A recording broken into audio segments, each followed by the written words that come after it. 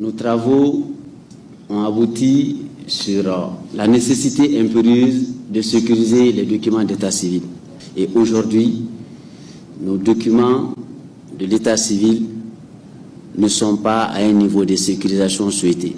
Comme deuxième recommandation, harmoniser les spécifications techniques des documents de voyage et d'identité dans l'AES. Et comme troisième recommandation, nous avons proposé de doter toutes les frontières de terminaux de lecture des documents de voyage et d'identité.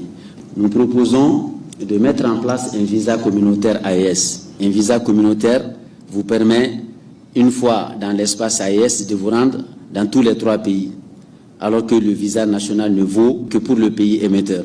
Au-delà de l'harmonisation de ces spécifications techniques et des normes de sécurité, nous sommes allés aussi en faisant des recommandations, des propositions par rapport à la libre circulation de nos populations qui, à un moment donné, commençaient à s'inquiéter, mais nous sommes venus leur montrer qu'il n'y a pas d'inquiétude.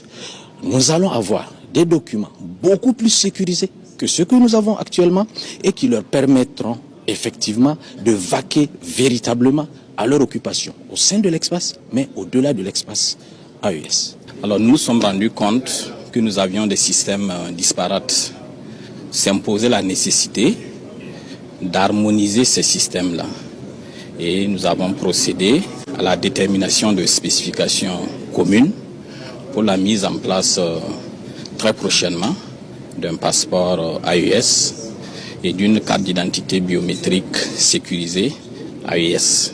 Une fois adoptées par les autorités compétentes, ces recommandations seront mises en application conformément aux ambitions des 3 chefs d'État de l'AES pour le bonheur des populations. Autrement dit, des populations libres de leurs mouvements sans aucune forme de contrainte administrative et dans un espace sécurisé.